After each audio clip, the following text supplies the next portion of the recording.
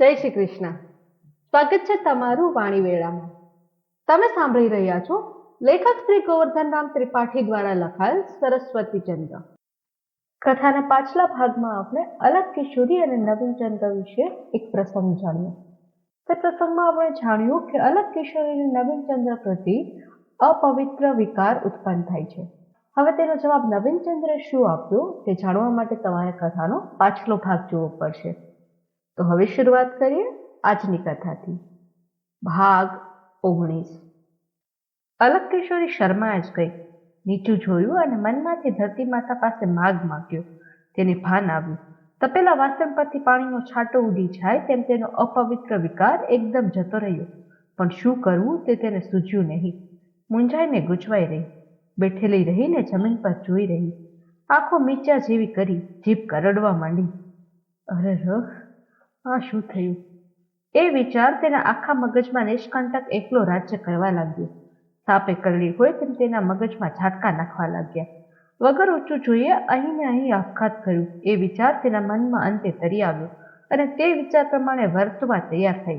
મનમાં બોલી, હવે તો જીભ કરડીને મરું કે શ્વાસ લીધીને મરું, પણ આમ જ. એ વિચાર પ્રબળ થતા તેના મનનો ગૂંચવાડો મટ્યો. છુટકારો પાસે આવ્યો હોય તેમ તેને લાગ્યું. નવીનચંદ્ર તેની અમૂંઝવણ સમજી ગયો અને દિલાસો આપીને બોલ્યો, બેન, મૂંઝાશો નહીં. એક ભૂલ તો બ્રહ્માએ કરી છે. ફરી ભૂલ ન કરશો. તમારું અંતઃકરણ પવિત્ર છે તે હું જાણું છું. હું નાદાન નથી. થયું તે થનાર નથી. ગઈ ગુજરી વિસારી દો. તમારો ધર્મ અંતે સચવાયો તે ઈશ્વરનો ઉપકાર માનો. અલગ કિશોરીએ ઉત્તર ન વાળ્યો, ઊંચું પણ ન જોયું. બનેલ બનાવથી એનું અંતઃકરણ ભરાઈ આવ્યું. ઉઠો બેન, ઉઠો. મને ઔષધ આપો. હજી કિશોરી ઉઠી નહીં. બેન, ભાઈ, તમે ખરેખર મારા ભાઈ છો. આખરે હિંમત આવી.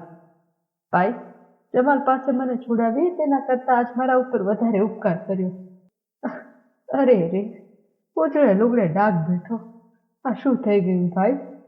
હવે મારું જીવવું નકામું છે. રોતી રોતી આંસુ ભરી આંખે ઊંચું જોયું. બેન, ધીરજ રાખો. ભાઈ, સોનાની થાળીમાં લોઢાની મેખ ન ખમાયો. મારા જેવીને આટલું થયું તે પણ ન વેઠાય. હું હવે કોઈને શું મોઢું બતાવીશ? લોકો શું જાણ? ઈશ્વર જાણે છે. તે દયાળુ છે. એ બધું ખરું, પણ મારાથી આ સહેવાતું નથી. આ આવી હું અને તેને આ જામ. બેન, હું જીવનાર નથી. છલકાતી આંખે અબળા ઉઠીને બારણા ભણી ચાલી. વનલીલા ત્યાં ન હતી. સૌભાગ્ય દેવી બારણાના ઉંમર આગળ અંદર આવતી સામે મળી. હાથ ખેંચી લીધો. તે જોઈ પોતાની પવિત્રતાની ખાતરી કરી આપનાર શબ્દ નવીનચંદ્ર બોલ્યો. તે સાંભળી વનલીલા સંતોષ પામી. તો પણ કિશોરી શું ઉત્તર આપે છે તે જાણવાનું બાકી હતું. પરંતુ એટલામાં કુમુદસુંદરી ગાતી હતી તે અચૂંતી બંધ પડી અને સારંગી પડી ગઈ. તે ઉપર ધ્યાન જતા વનલીલા એની પાસ દોડી અને ખુરશી ઉપર મૂર્છા પામેલી કુમુદસુંદરી પાસે, શું છે ભાભી, શું છે કરી અને આસના વાસના કરવા લાગી. બીજાગ્રામાંથી એ જોતી હતી તે સૌભાગ્ય દેવીએ પોતાની મેળીમાંથી જોયું અને કોઈને ન ગાંઠનારી ઉન્મત્ત પુત્રીને ઠપકો આપવા, લોકવાયકા રખેને સાચી તો નહીં હોય તે જાણવા, વનલીલા પાસે ચોકસી કરવા અને એવા હજાર હેતુથી પુત્રી ઉપર ચીડાતી, દુઃખી થતી, કુટુંબ કલંકિત થવાનો ભય રાખતી સૌભાગ્ય દેવી નવીનચંદ્રવાળી મેળી આગળ દુઃખ અને રોષ ભરી આવી. પણ વનલીલાને ગયેલી જોઈ અને કિશોરી જ આંસુ વરસાવતી સામે મળી. તેથી પોતાનો તર્ક ખોટો જ હશે એમ ધારતી, પણ આ શું થયું હશે તેનો વિચાર કરતી દેવી પુત્રી સામું પળવાર ઝાડીને જોઈ રહી અને મારી વાત ઉઘાડી જ પડી એવું ધારતી કિશોરી તેનું પવિત્ર પ્રતાપી મુખ જોઈને ફીકી પડી અને વિલી દેખાઈ. સૌભાગ્ય દેવી કંઈક પૂછવાનું કરતી હતી એટલામાં વનલીલા ગભરાયેલી કુમુદસુંદરીની મેળીના બારણા આગળ, કોઈ છે? કોઈ આવો રે! કોઈ છે? એમ બૂમ પાડતી પાડતી આવી. દેવી, દેવી, અલગબેન, કોઈ તો આવો! આ જુઓ, આ જુઓ તો ખરા! ભાભી શીંગડું થઈ ગયા છે. હે કરીને સૌથી આગળ સૌભાગ્ય દેવી દોડી. દોડતા દોડતા એકવાર પડી. તે ન ગણતા કોઈ ઝીલે તે પહેલા પાછી ઉઠી અને દોડી. ભૂત બનાવ ભૂલી ગઈ. મરવાનો વિચાર પડતો મૂકી અલગ કિશોરી પણ પાછળ ઉતાવળી ચાલી. પણ તેના મંદ મગજની અસર તેના પગ પર હતી. માંદો માંદો નવીનચંદ્ર પણ મંદવાડ ન ગળી ખાટલામાંથી કૂદકો મારીને ઉઠ્યો અને પલાંગો ભરતો બાવરા જેવો કુમુદસુંદરીની મેળીમાં સૌથી પાછળ આવી ઊભો. તે આ મેળીમાં પ્રથમ જ આવ્યો હતો. કુમુદસુંદરી હજી એ ખુરશી ઉપર એની એ જ અવસ્થામાં હતી. ખુરશીની આસપાસ સૌ વીંટળાઈ ગયા. સૌના કાળજા ધડકવા લાગ્યા. સૌને શ્વાસ ભરાઈ ગયો. આંખમાં આંસુ આણીને દેવી બોલી, વનલીલા, આ શું થયું? વનલીલા ગભરાઈ ગઈ. તે મેળી બહાર નીકળી એટલામાં શું થયું હતું? મેળી બહાર નીકળી તે શું કરતી હતી તે પૂછે તો શું કહેવું? તો પણ જવાબ દીધો, કોણ જાણે, સારંગી લઈને ગાતા હતા ને ગાતા ગાતા કે આમ થઈ ગયું, તે માથું નાખી દીધું. નવીનચંદ્ર આગળ આવ્યો. સ્ત્રીઓને ધીરજ આપી અને ઉપાય બતાવો એ પુરુષને માથે પડ્યું. કુમુદસુંદરીને મોં સામું જોઈ, ધડકતી છાતી સામું જોઈને ગાયન સાંભળી આવ્યું. સર્વનું કારણ કલ્પી ગયો. હૃદયમાં પડેલો ચીરો ઢાંકી રાખીને બોલ્યો, દેવી, ચિંતા ન કરશો. એમને ઉચકીને પલંગ પર સુવડાવો, હમણાં સજ થશે. અલગ બેન, જરા ગુલાબજળ મંગાવો. અલગ કિશોરી જાતે જ લેવા ગઈ. જતા જતા દાદરે ડોકરું કરી અને સમરસેનને કહ્યું, એક જણ પિતાને તેડવા મોકલો અને એક જણ વેદને તેડવા જાઓ. વનલીલા પાછળ આવી અને કહ્યું, એમને વાય જેવું છે, મારે ઘેર મુંબઈથી ટૂંગાડવાની શીશી આણી છે, તે મંગાવો.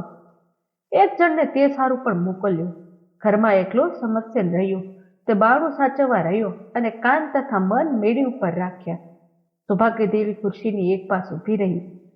કુમુદસુંદરીનું ગળું એક હાથે ઊંચું કરી અને બીજા હાથે એની હડપચી ચાલી. તેના સામું જોતી અને રોતી પૂછવા લાગી અને પૂછતા પૂછતા તેનું મોં લેવાઈ જતું હતું. કુમુદસુંદરી, કુમુદસુંદરી, બહુ બેટા, બાપુ બોલો ને, આમ શું કરો છો? કુમુદસુંદરી. આડું જોઈ આંખ પર પહોંચો ફેરવીને નવીનચંદ્ર બોલ્યો, દેવી, ચાલો એમને પલંગ પર સુવડાવ્યો. હમણાં એ નહીં બોલે. શું નહીં બોલે? શું કુમુદ નહીં બોલે નવીનચંદ્ર? એ શું બોલો છો? એ તો મારા ઘરનો દીવો હો. ઘેલી બનીને સૌભાગ્ય દેવી નવવા લાગી. ઉતાવળી ઉતાવળી અલગ આવી અને પાછળ વનલીલા આવી. નવીનચંદ્ર ગુલાબજળની શીશી લઈને ખોબે ખોબે કુમુદસુંદરીના મોં ઉપર જોરથી છાંટવા માંડ્યું. સૌ સ્તબ્ધ થઈને જોઈ રહ્યા. 7-8 ખોબા છાંટ્યા ત્યારે પ્રાતઃકાળ પહેલા કમળની વિકસનાર પાંખડીઓ હલવા માંડે તેમને કંઈક હલી. દેવી, જો ભાભી હલ્યા હો. મલકાઈને અલગ કિશોરી બોલી, પણ તે વ્યર્થ. અડધી શીશી છટાઈ પણ કુમુદસુંદરી જાગી નહીં. નવીનચંદ્ર હાર્યો. દેવી, એમને પલંગ ઉપર લ્યો, વેદને આવવા દો. અલગ કિશોરી અને વનલીલાએ પગ અને કેડ આગળથી ઉચકી. નવીનચંદ્રે માથા નીચે અને વાહ નીચે હાથ રાખ્યો. સૌભાગ્ય દેવી વચ્ચેથી ઉચકવા ગઈ, પણ મળદું ઉચકવા જેવો દેખાવ જોઈને છળી ગઈ. કુમુદસુંદરી મરી જ ગઈ હોય એવું કલ્પીને પાછી પડી. હાય હાય, ઓ મારી કુમુદ, આ શું થઈ ગયું? દેવી પડતી પડતી પાછલી ભીતને આધારે ટકી. માથા ભણી નીચા નમેલા નવીનચંદ્રની આંખ કુમુદસુંદરીના મોં ઉપર આવી અને તેના આંખમાંથી આંસુ પડ્યા તે કુમુદસુંદરીની આંખ ઉપર ને ગાલ પર પડ્યા. હાથ રોકાયેલો હોવાથી આંસુ લૂછાયા નહીં. હળવે રહીને આંચ ન આવે તે મૂર્છા પામેલીને પલંગ પર સુવડાવી સૌ આસપાસ વૈદ્યની વાટ જોવા બેઠા. દેવી માથા આગળ આવી. વાકી વળીને એના મોં ઉપર મોં મૂકીને ચુંબન કરી. વાળ ઉપર હાથ ફેરવીને રોઈ પડી. કોઈ કોઈને દિલાસો આપે એમ ન હતું. નવીનચંદ્ર ખોટી કઠિનતા બતાવી સૌને ધીરજ આપવા લાગ્યો. એટલામાં દેવના શ્વાસથી કુમુદસુંદરીમાં નવો શ્વાસ આવ્યો. તેનું મોં ઉઘડ્યું. આંખ પણ કંઈક ફાટેલી રહી અને સૌને કંઈક જીવમાં જીવ આવ્યો, પણ તે વ્યર્થ જ હતો. તેની મૂર્છા વળી ન હતી, પણ મૂર્છામાંથી ફાટી આંખ કરીને લવવા માંડી. તું મુજ જીવિત, તું મુજ હૃદય જ, તું કૌમુદી મુજ નેત્ર તણી, તું મુજ પિયુષ, તું મુજ વાલી, એમ જ પ્રિયશત કંઈક કંઈક, એમ જ જૂઠા જૂઠા પ્રિયશત કંઈ કંઈ કહી કહી, ભૂળી મુગ્ધાને ફરમાવી, વાલે વહાય ઘણી ઘડી, આખરે કીધું શું આ અર્થે. એ અત્યંત એકારને લંબાવતી પાછી આંખ નીચાઈને બંધ પડી. કોઈ સમજ્યા નહીં. સૌને ત્રાસકો પડ્યો. સૌના જીવ ફટકી ગયા. ધીરજ આપવી છોડી દઈ નવીનચંદ્ર એકદમ ઉઠી ગયો અને ટેબલ ઉપર ચિત્રકામ કર્યા હતા તેના ભાઈ નજર કરતો અફરાટો થઈ ઊભો રહ્યો. આંસુ ખળી રાખવા મહાપ્રયત્ન કરવા લાગી અને કોઈ સાંભળે નહીં તેમ તે ગણગણવા લાગ્યો.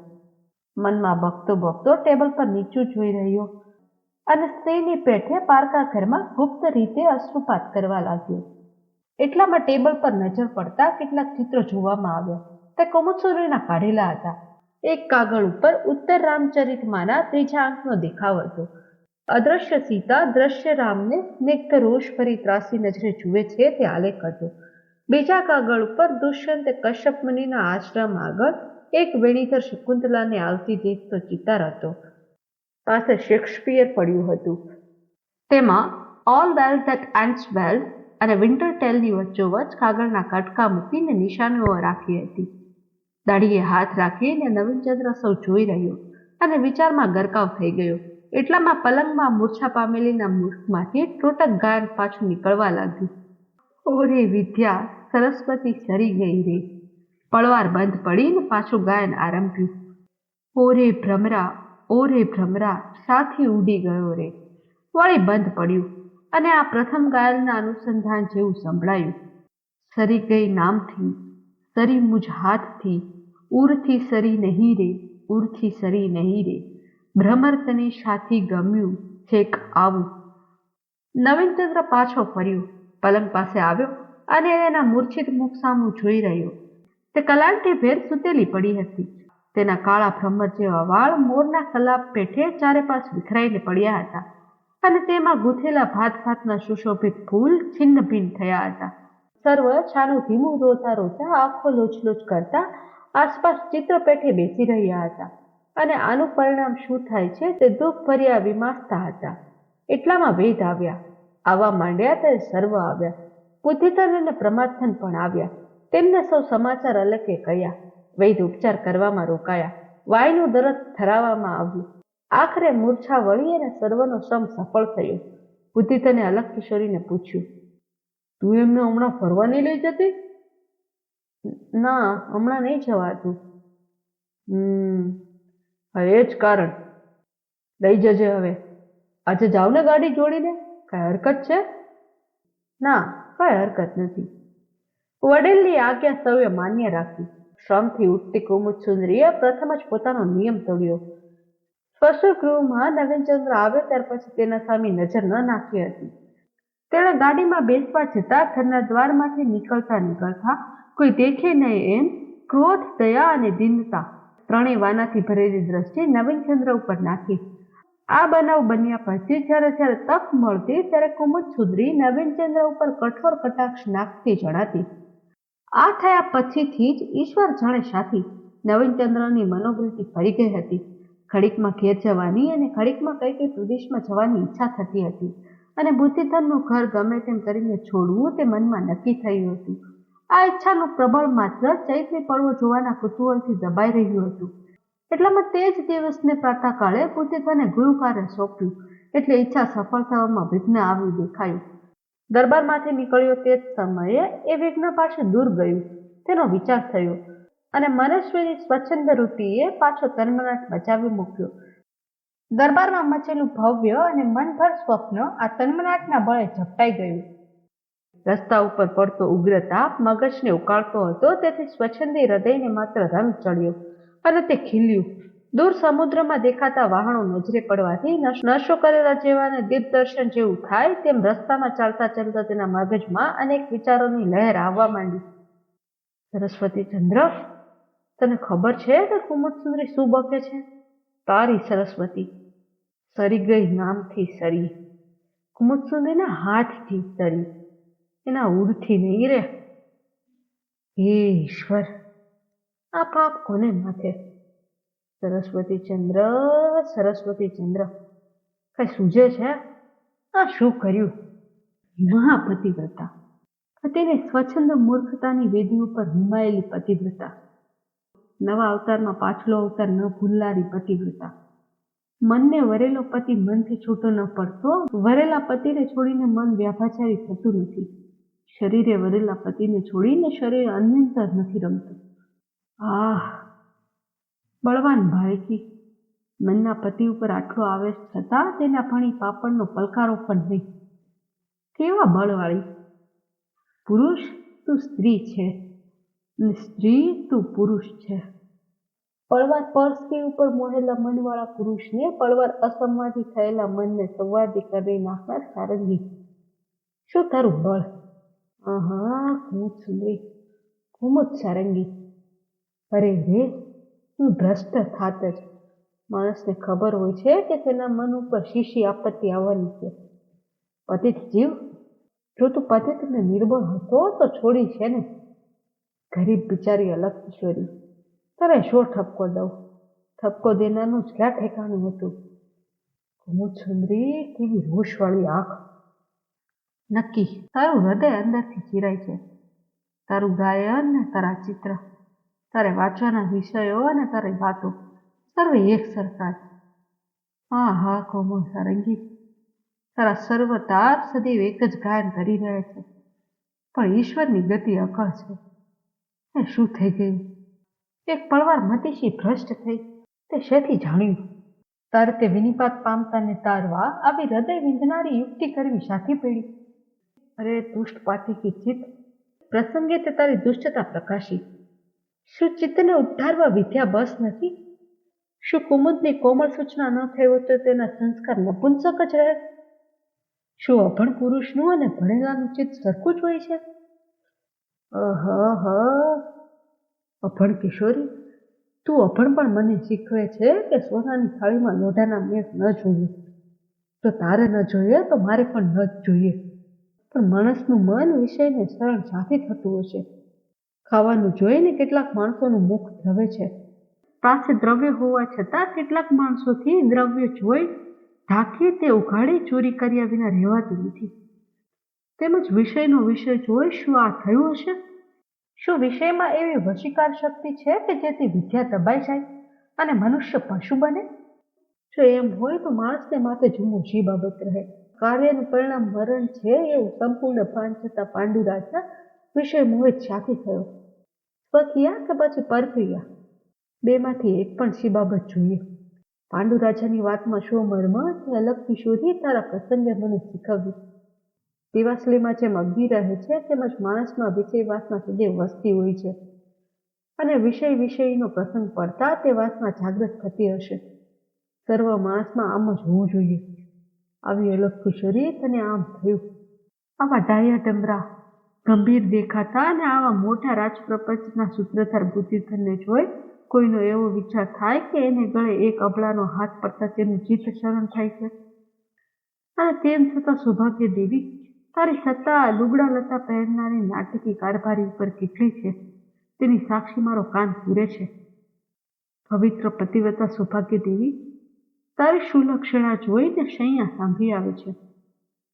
શિર પર સાડી ઓઢી પૂરી, મેળે ચડી મુખ લાજ, બોલે થોડું મંદ મંદ ને મધુર જ અક્ષર સાજ, ધીમે ધીમી ચાલે જો પદ નખ ઉપર જ આંખ.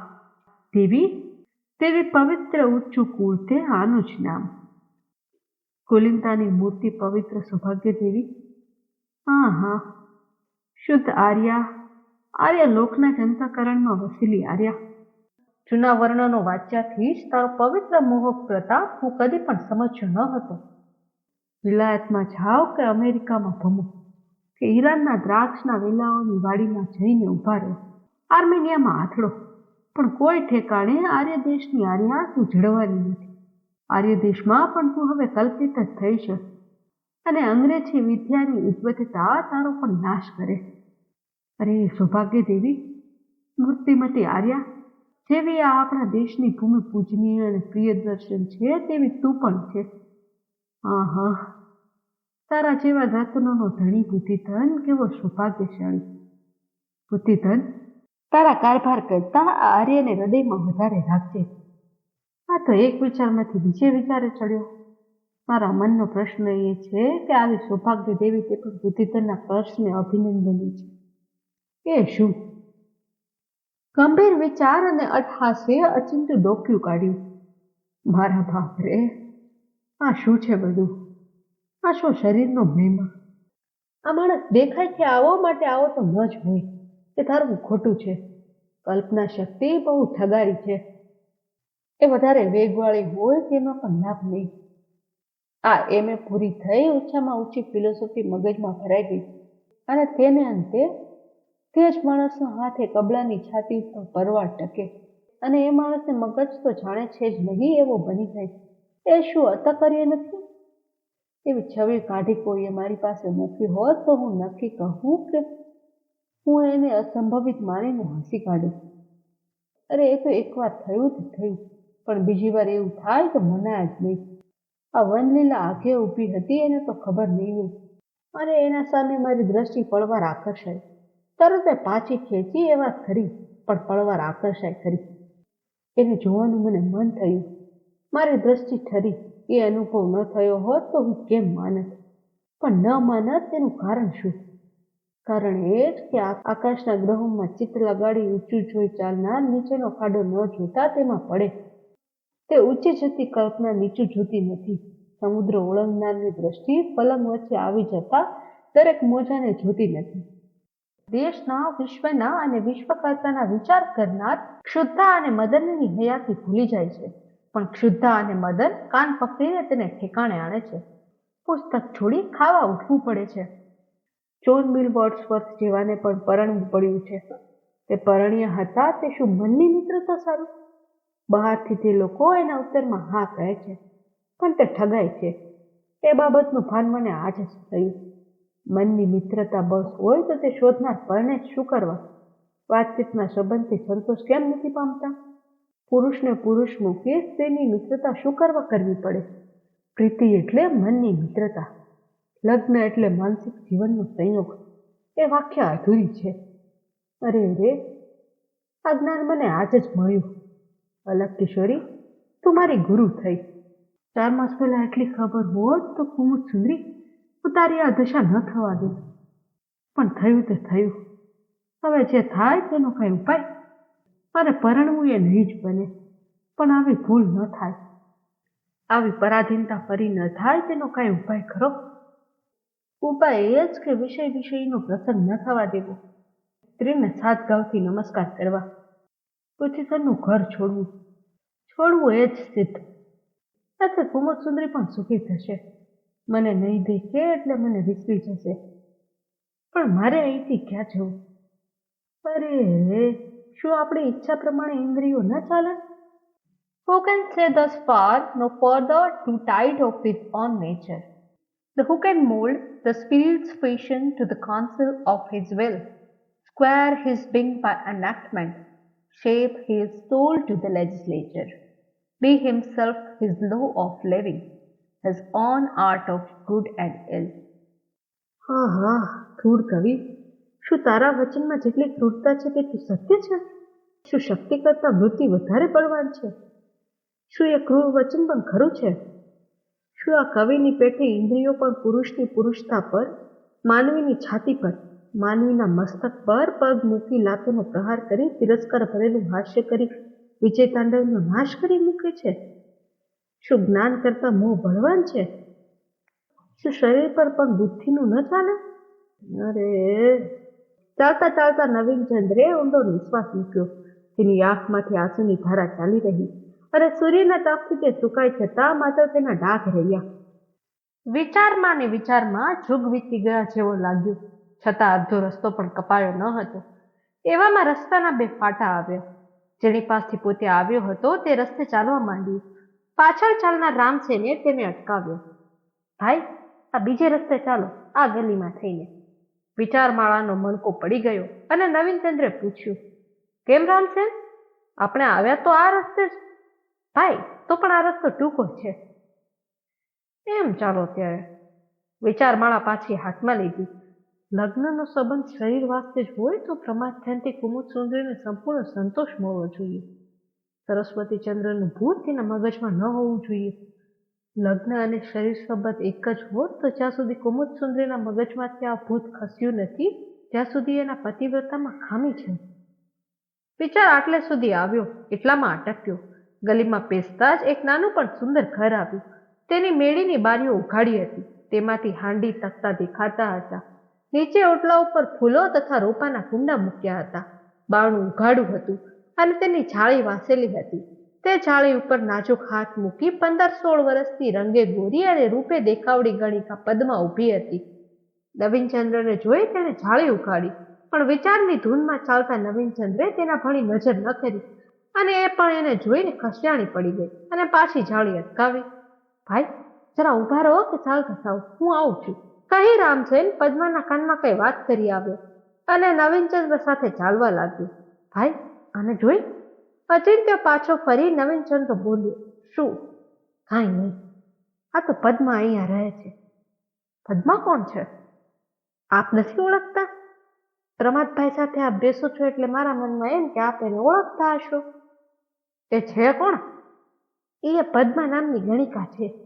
તમે જોઈ કે નહીં કેવી રૂપાળી છે? ચાલો જોવું હોય તો 5 સુપારી ખાઈ ઉઠજો. આશ્ચર્યમાં ડૂબી વિચારમાં લીન થઈ નવીનચંદ્ર બોલ્યો. ના બાપુ, આપણે ત્યાં શું કામ છે? મને લાગે છે કે આ રસ્તો એટલા સારું જ આવ્યા હશો. હા, એમ જ. મારે એને કંઈ કહેવું હતું. તમારે એને શું કહેવાનું હોય? કંઈક સહેજ જ હતું. ના ના, તોય કહો તો ખરા. કોઈને કહો નહીં તો કહું હો. વાત ઉઘાડી પડે તો મારો રોટલો જાય. રોટલો નહીં જાય. મારે કોઈને શું કરવા કહેવી પડે? બોલો. પ્રમાદભાઈ કોઈ વખત દોસ્તારો સાથે આ ઠેકાણે આવે છે. પ્રમાદભાઈ? શું અહીંયા આવે છે? હા ભાઈ સાહેબ, બપોરે જતા આવતા પણ આટો મારે. ભલા ઘડીક ગમત છે. શું એમને કુમુદ સુંદરી ઉપર ભાવ નથી? ના જી, ભાવ તો પુષ્કળ છે. એમનું નામ દેતા તો એ ગાંડા ગાંડા થઈ જાય. પણ આ તો ભલા ઘર તો રોજ હોય છે. રોજ ને રોજ એક ચીજ દેખીએ તો શ્રીમંતાઈ શા કામની? ત્યારે આ સિવાય બીજા કોઈ ઠેકાણા છે કે? ના જી. ચાલો ને આપ, એમની દોસ્તી છે એટલે 5 સુપારી ખાઈશું. બુદ્ધિધનભાઈ આ વાત જાણતા હશે? ના જી ના, એ જાણે તો પ્રમાદધનભાઈ અને અમારે મોત જ આવે. બુદ્ધિધનભાઈને તો કોઈ સ્ત્રી ઉપર આડી નજર જ ન મળે. ખાતરીથી કહો છો? હાજી, એમાં તો વાંધો જ નહીં ને. ભાઈ સાહેબ અને બાઈ સાહેબ તો પેટે અવતાર લઈએ એવા છે. ત્યારે પ્રમાદભાઈને આ રસ્તો ક્યાંથી સૂઝ્યો?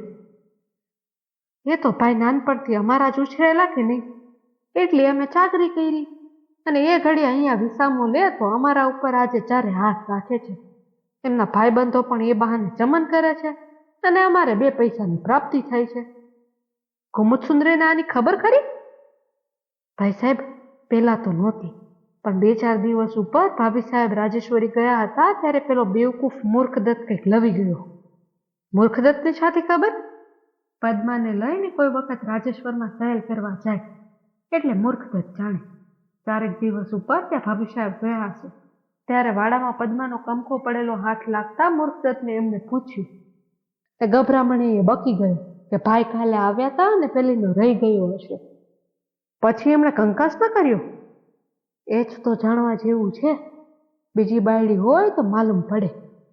ભાભી સાહેબ કંખો લઈને ઘેર ગયા અને બોલ્યા ચાલ્યા વિના પ્રમાદભાઈના હાથમાં મૂક્યો અને કહ્યું કે આ કંખો કોઈનો આપણા મહાદેવમાં પડ્યો હતો, કે જેનો હોય એને આપજો. પ્રમાદભાઈ ગભરાઈ ગયા અને બોલ્યા કે કોનો છે મને ખબર નથી. ભાભી સાહેબે કીધું કે આપ કારભારી છો, કોનો છે તે તપાસ કરજો, નકર આપે કંખાના મુક્તિ આપ. પછી તો રાજખટપટને લીધે ભાઈનાથી અહીં અવાયું જ નહીં. ઠીક કહીને નવીનચંદ્ર નિશ્વાસ મૂક્યો અને ગલી વટાવી સરિયામ રસ્તા ઉપર આવ્યો. ભાઈ, આ વાત કોઈને કહેશો નહીં હો. પછતા તો રામસેન બોલ્યું. તારે મને શું કરવા કહી અને આ ગલીમાં શું કરવા આવ્યા? ગલીમાં આવ્યા તો વધામણી ખાવાની કે હવે પદ્માબાઈનો પગ દરબારમાં થશે અને આપને કહ્યું એ તો આપ જાણતા હશો તેવી ભૂલ ખાધી. તમે ભૂલ કરી તેમાં મારે શું? ભાઈ, આપ દાના માણસ છો, કઈ નાદાન છો. મારા જેવા ગરીબ ઉપર દયા રાખજો હો. બીજું શું કહું? બહુ સારું, ફિકર ન રાખશો. તમારી વાત ઉઘાડી નહીં પડે. તમારું નામ તો નહીં જ આવે. વાતચીત બંધ પડી. વિચારમાળા ફરી આરંભાઈ. કુમુદ સુંદરી, વિશુદ્ધ પવિત્ર સુંદરી, હવે તો જુલમની હદ વળી. નવીનચંદ્ર, આ સૌ પાપ તારા માથે. અવિચારી સાહસિક જુલમ કર્યો છે. મોટાના સંતાન કેવા હીન ભાગ. આવો શુદ્ધ બુદ્ધિધન, આવી પવિત્ર સૌભાગ્ય દેવી. તમારી મોટાઈનું પ્રથમ ફળ એ કે ચાકરોના હાથે તમારા પુત્રને કેળવણી મળી. ચાકરના હાથે ઉછરેલું બાળક આમ બગડે. શેઠ તે કેટલું લક્ષમાં રાખે. પ્રમાર્થન સ્વાભાવિક રીતે દુષ્ટ નથી, પણ આ ચાકરોએ અને દોસ્તારોએ બગાડ્યો છે. મોટાનો ઘર સંસાર અસ્વાભાવિક જ હોય છે. મોટા માણસ ઘરની સંભાળ રાખી શકતા નથી. રાજતંત્ર ચલાવનારનું ઘર તંત્ર અંધારે ચાલે છે. પતિવ્રતાનો પ્રતાપ જોયો? આવો ભ્રષ્ટ ચાકર તે પણ અમાત્ય દંપતીને પેટે અવતાર લેવામાં ભાગ્ય માને છે. પણ મારામાં અને પ્રમાર્થનમાં શો ફેર? વિદ્યા અને અવિદ્યામાં શો ફેર? એ આચારમાં દૂષિત થયો ને તું વિચારમાં દૂષિત થયો. પણ મારો દોષ જન્મતા મૂવો. એનો દોષનો પ્રવાહ હજી અવિચ્છન્ન છે અને કદાચિત વધશે. વિદ્યા અને અવિદ્યામાં આ ફેર નહીં, પણ મારામાં આટલો દોષ આવ્યો જ ક્યાંથી? આવા સ્થાનમાં આવ્યા છે ને. સંગતિ સરખાની અને બને તો ઊંચાની જોઈએ. ઉચ્ચ સંગતિથી નીચને લાભ છે, તો નીચ સંગતિથી ઉચ્ચને હાનિ છે. અલગ કિશોરીની સંગતિનું ફળ અનુભવ્યું. આ ચાકર એક રસ્તામાં સાથે રહ્યો તો ગણિકાના ઘર આગળ આવ્યો. કુમુદ સુંદરીનો એક ભૂત સંબંધ તેણે સારંગી દ્વારા મને ઘોર પાતકમાંથી દુષ્ટ પરિણામમાંથી ઉગામ્યો. ત્યારે હવે બુદ્ધિધનનું ઘર છોડવું. બુદ્ધિધનનું ઘર આવ્યું. ટપાલના સિપાહીએ એક કાગળ આપ્યો. તે ફોડતો ફોડતો નવીનચંદ્ર અમાત્ય ગૃહના બારણામાં બેઠો. હવે કથામાં આગળ શું થાય છે તે જાણવા માટે તમારે આગળના એપિસોડની રાહ જોવી પડશે. અને જ્યાં સુધી અમે આગળનો એપિસોડ ના લઈને આવે ત્યાં સુધી વાણીવેળા ઉપર અમારી અન્ય કથાઓ સાંભળતા રહો. તો ફરી મળીશું આવતા એપિસોડમાં. ત્યાં સુધી બધાને જય શ્રી કૃષ્ણ.